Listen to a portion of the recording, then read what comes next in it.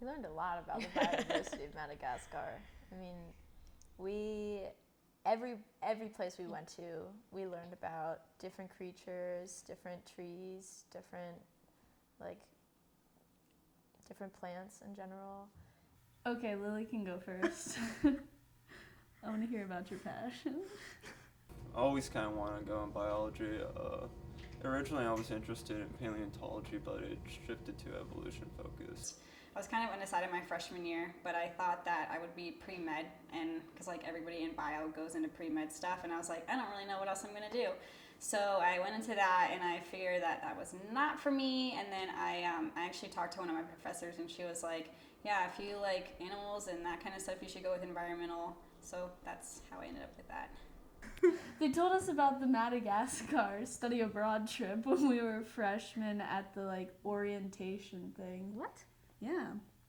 Maybe not the one you went to, but they told me. I was interested in doing the Madagascar trip mostly because it's pretty much what I want to do with my life. And there aren't many study abroads that kind of cater to environmental people, especially in bio. They're mostly like, go abroad to Italy and you can like teach kids and stuff. So this was literally perfect. And I love the professor, obviously. She's Roshna Wunderlich. She's great.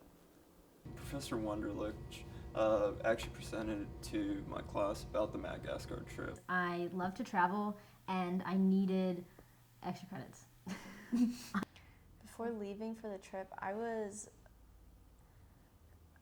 just was in denial. I remember going into the airport and like my hands were shaking, and it was just mostly out of excitement, I guess, and being around new people is always kind of scary, but especially in a different country. I'm nervous, excited. It's a big trip, and I was just kind of interested in. I've never been like that far out of the country before, and it was totally out of my element. I didn't know like what to expect, and I heard we were going to be hiking and not very Exercise. basically, yeah.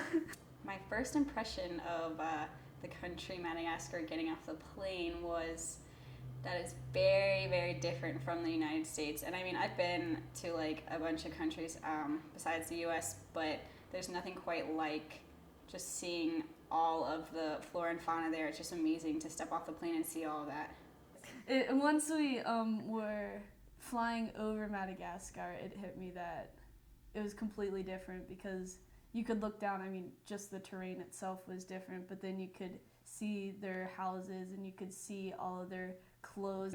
It's really sad because it was like extremely poor, and everybody was just like walking around in rags. There was one day when I went to the grocery store and I bought some bread for myself, but then some kid came up and asked for a slice of bread. And then like suddenly there were all of these kids around me asking for food, and I realized like not only that like there was an extreme poverty problem, but I could not help it at all because I was like, I can't feed all of you. How I felt about the food. I'm a really picky eater, so. Oh, yeah. So I definitely thought the food was going to be more tropical, I guess, than what it was. We ate a lot of beans and rice and plain things like that, and I thought it was going to be like fruits and like brought out on a big like platter. I didn't have that many problems with it. Yeah, I think we were both lucky because we were vegetarian. Yeah, the meat production there is really different. Like, in some ways better, I think. I mean, they're all free-ranging animals. Dr. Wunderlich had told us originally that it was going to be rice and beans, and I was okay with the rice. I don't eat beans. I felt so-so on the food. It wasn't great, it wasn't horrible, but it was a mix. They had this duck, and it was amazing, and so people ordered it, and you know, everyone was jealous. Everyone wanted a bite, even me, and I don't eat meat. But we stopped at a smaller town on the way to the place we were going, and it was really out of the blue. We weren't planning on stopping there. We didn't have a restaurant in mind, and we stopped at this really small place, and everyone ordered duck because of the duck they got before. And it was it was so bad. It was all definitely parts of one duck that had been brought out, and one person who was on the trip got served what I can only think is duck ass.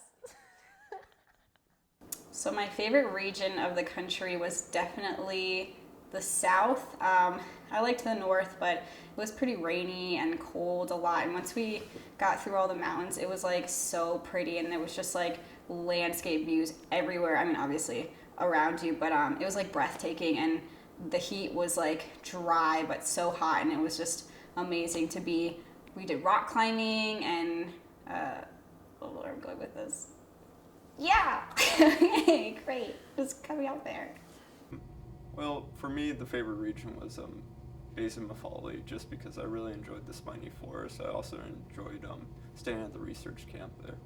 I liked Mitsunju, which was it was a rainforest, and we pretty much got to hike around, and like while we were hiking, the paths kept narrowing, and it was raining and muddy, and we were going straight up a hill, and we could like hear the lemurs in the distance, and we would go off the trail and just be walking in the middle of the rainforest. Just to go find them. Yeah, and We definitely I thought that was the most Madagascar thing we could have done. Yeah, we went to that waterfall in Iluin. Yeah, I thought somebody was gonna slip and die because we were climbing around way too much. But it was really fun. You just like went, and that was one of the first times, that was like at the beginning of the trip.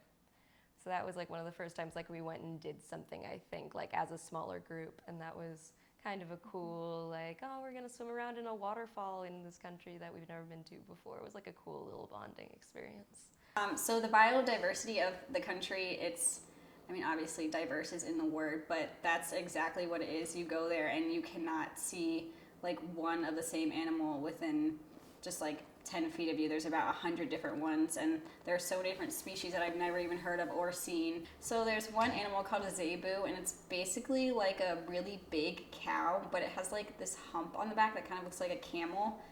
They're pretty cute, but oftentimes we would look at them and they would charge at us, which was alarming. It was really interesting to learn about how the endemic species are unique to Madagascar, learn more about the primates, especially about the lemurs. The most interesting species for me ended up being some of the ewe lemurs, or like the red-bellied lemurs, and maybe just because I ended up staring at that lemur, I just like those the most. I loved seeing all the chameleons. And and then we went to this one place, and it was like kind of like in the zoo. I think it was in Oh, that was in Evelyn. Yeah, and we were all in like this little area habitat thing, and we were trying to find the chameleon, and we saw one. We found it, and it was like, like maybe this big. Or was it smaller? I think it was smaller. It was and then, like that big. Yeah, we were all like, oh my gosh, it's so cool. And then he kind of turns around and has like the one that's like twice its big, and we're like, oh. Yeah. So That was cool. Chameleons were cool. Yeah. Lemurs were cool too. I mean, yeah, I guess. My favorite species that we learned about and also saw pretty much everywhere were the chameleons, just because there were so many of them, and I've never actually seen one out in the wild, but they were literally everywhere you looked, in the rainforest, in the south. The traveler's palm was probably the most interesting species. I liked the plants the most when it came to because I don't know, I love frogs, I love lemurs and all that, but like I loved learning about the uses for all the different plants. I love the Indri because they have so much mythical value and like cultural value in themselves, and they're like the father of the forest, and they're huge. Yeah. They're the hugest animals on the whole island besides people, so it's wild to see them. None of the lemurs looked real to me. Yeah. Like they all looked like puppets, like stuffed animal puppets. They kept being, oh, this is an actual animal I'm looking at. They were gorgeous. I think one of the worst days on the trip was when we visited Tampulu Forest. No one had gotten any sleep the night before because roosters started crowing at 2 a.m. in the morning, and dogs started barking shortly after, and they didn't stop until the sun rose, and we had to go. And then we had to go through the forest and go on a miles-long hike, and you know, we're just standing for forever, and we hadn't eaten. I don't think I ate anything until 2 o'clock, and I was so mad at everyone. I didn't want to talk to anyone, and I almost considered leaving.